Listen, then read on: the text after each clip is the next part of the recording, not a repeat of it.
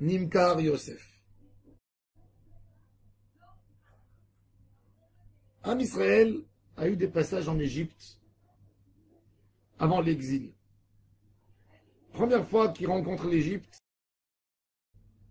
Pharaon et toute sa famille et toute sa maison. Et il est obligé d'indemniser Avraham Avinu, de l'honorer, de le respecter. Et ce n'est pas le même cas qui se passe avec l'arrière-petit-fils de Sarah, Yosef. Il souffre. Et il n'y a rien qui se passe en Égypte.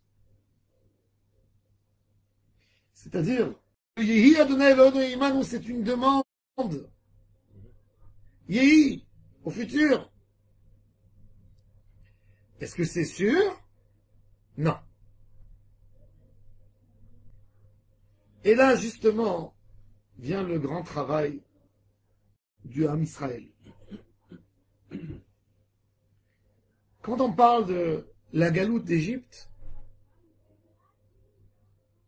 on descend au niveau de la Hashgacha Pratit d'Akadosh Baruch Hu. Ce qui caractérise le livre de Bereshit, l'histoire des patriarches, des trois patriarches, c'est qu'Akadosh Baruch Hu est là, comme s'il leur donne la main à chaque pas qu'ils font dans leur vie. Avraham Avinu, un homme qui quitte sa maison, il a un enfant à l'âge de 99 ans, Yitzhak, Sarah à 90 ans, elle a son fils, Rivka, les miracles dans leur vie sont des gens que leur vie est différente des autres. Leur vie est menée par des miracles. Avraham Avinu, on le jette dans le feu, il sort. Au Misbéach, Vaïzra, Yitzhak, Baaretz, il récupère 100 fois plus que tout le monde. Yaakov Avinu, Akadosh Baruch Hu, il dit, je ne laisserai jamais à la vanne te faire du mal. Il y a son frère Esav qui vient devant lui. Il y a des choses. C'est vrai. La vie de Yaakov devient plus normale que les autres. Et là, Am Israël passe dans un passage d'une vie quotidienne de tous les jours. Et parle d'une vie quotidienne, comme d'une galoute. Une galoute, c'est le manque de présence d'Hachem. Hachem se cache. 210 ans en Égypte, à part la dernière année, Hachem s'est caché. Quand Yaakov Avinu vient en Égypte, tellement Hachem est avec eux, il n'y avait pas assez de niveau d'eau dans le Nil. Dès que Yaakov est passé devant le Nil est monté. Et il a arrosé toute l'Égypte, donc ça a terminé la famine tout de suite. Le problème du Nil, c'est quand il y avait des sécheresses en Afrique, c'est que le niveau du Nil était très très bas, et on ne pouvait pas arroser toute la terre.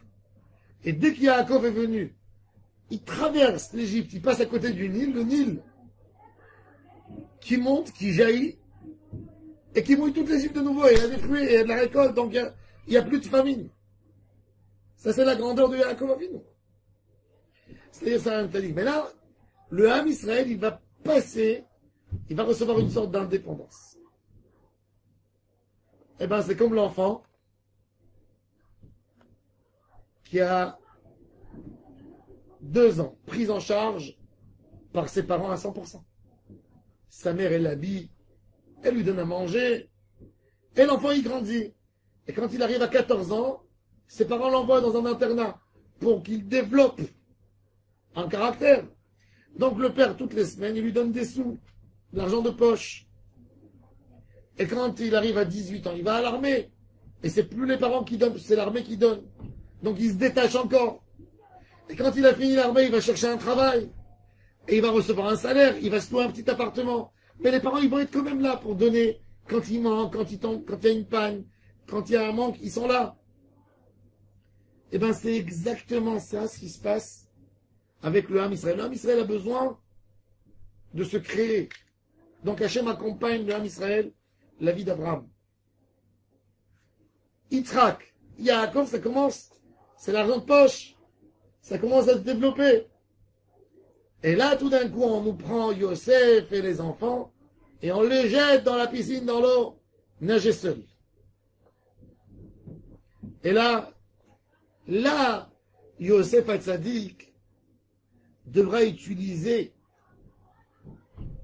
les notions de valeur qu'il a reçues de la maison de son papa pour être capable de lutter et de rester juif dans l'endroit où il est. Hachem n'a pas envoyé Yosef dans un endroit facile. Il l'a envoyé dans l'endroit le plus compliqué. Mitzrayim, Ervat Haaretz. L'endroit le plus dur pour un juif de vivre. Point de vue d'abord. Emouna, c'est tous des païens. C'est la pire des idolâtries puisqu'ils se prosternent à un mouton. Au Nil. C'est un pays très matérialiste. Et beaucoup de toum'a, d'adultère dans ce pays. Et Yosef Hatzadik, c'est lui le premier juif, le premier qui nous a appris et qui nous a enseigné comment un juif doit se comporter. Et c'est pour ça que l'étude de Yosef Hatzadik pour nous doit être très importante. Il va nous montrer comment un juif doit lutter. Qu'est-ce qu'un juif doit faire dans une galoute? Yosef Hatzadik a quitté son papa jeune. Dans le peu de temps qu'il était à côté de son papa, 17 ans, jusqu'à l'âge de 17 ans, il a appris des notions. Qu'est-ce qu'il a fait pour ne pas tomber dans la faute? La Gemara raconte qu'il y avait une matrone romaine qui a dit à un rave, j'arrive pas à croire que Yosef n'a pas fauté. Il lui a dit, dans la Torah, on n'est pas menteur. Regarde, dans la même paracha, on raconte l'histoire de Réhouven avec Bila. On raconte l'histoire de Yehuda avec Tamar. Si Yosef avait fauté, on aurait dit, il a fauté.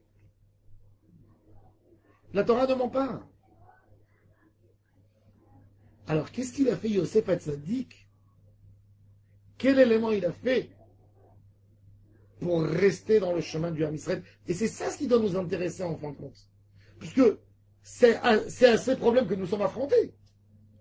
Le passage entre le Beth Hamidrash, un lieu de Torah, de Gdusha, et de sortir dans la vie, dans le quotidien, de sortir dehors, et de ne pas être bouleversé par ce qu'on voit, c'est ça notre travail de tous les jours. C'est ça notre travail d'attaché.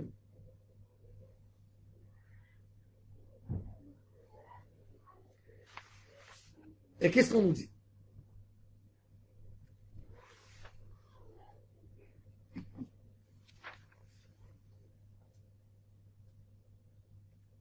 Il est écrit un passouk extraordinaire dans le chapitre 39, deuxième verset. Vayihi Adonai ish et Yosef. Vayihi ish matzliach. Vayihi bevet Adonai vamitzri. Les Mekoubalim ont dit que dans ce passouk, il y a tout le secret de la réussite de l'homme. Et il faut lire ce passouk d'après la Kabbalah, droit et à l'envers. Alors je le lis droit et après je le lis à l'envers. Et je l'explique. Je vais l'expliquer à l'endroit, droit et à l'envers aussi. Vayihi Adonai et Yosef. Hachem est avec Yosef. Vayihi ish matzliach, c'est un homme qui réussit. Vayihi bevet Adonai vamitzri, il vivait dans la maison de son maître égyptien. Maintenant on va le lire à l'envers. Hamitzri Adonai bevet. Vayihi matzliach ish. Vayihi Yosef et Hachem, vayihi. Égyptien était son maître. Vayihi matzliach ish, malgré tout, Yosef réussissait. Vayihi Yosef et Hachem. Yosef allait avec Hachem. Vayihi. C'est-à-dire que Yosef Hatzadik, il avait très peur de ne pas être influencé. Donc qu'est-ce qu'il faisait? Il se donnait des leçons d'Emouna pour laisser Hachem toujours à côté de lui. Et il disait, chaque chose qu'il avait de réussite dans sa vie, c'est Hachem qui me l'a donné. Donc il amenait la présence d'Hachem dans chaque chose qu'il faisait. Ça, c'est la seule chose qui peut nous aider devant les vagues qui viennent et qui essayent de nous faire tomber dans l'eau, de se perdre dans les océans. Vayehi Hachem et Yosef, ça va dans les deux sens. C'est pas craindre que Hachem, il était avec Yosef. C'est que Yosef a mis Hachem avec lui. C'est pour ça que les Koubalim nous disent, tu veux réussir, ne t'attends pas que Hachem soit avec toi. Sois toi aussi avec Hachem. Amen Hachem. Ne regarde pas que le succès que tu désires que Hachem te le donne. Essaye-toi de faire un succès pour Hachem. Et là, c'est le secret. Et ça, c'est le plus grand secret que Yosef Hatzadik nous a enseigné. C'est le secret de la galoute. La résistance juive dans la galoute. 2000 ans d'exil, c'était ça. Et quand le Ham Israël a commencé à apprendre des Français et des Anglais et des Italiens, c'est là où on a oublié ce secret de mettre Hachem avec lui. Et là, le juif a perdu sa bracha. Il s'est assimilé très rapidement. Du moment où il n'y a plus Hachem, le chemin pour s'effacer du Ham Israël va très très vite.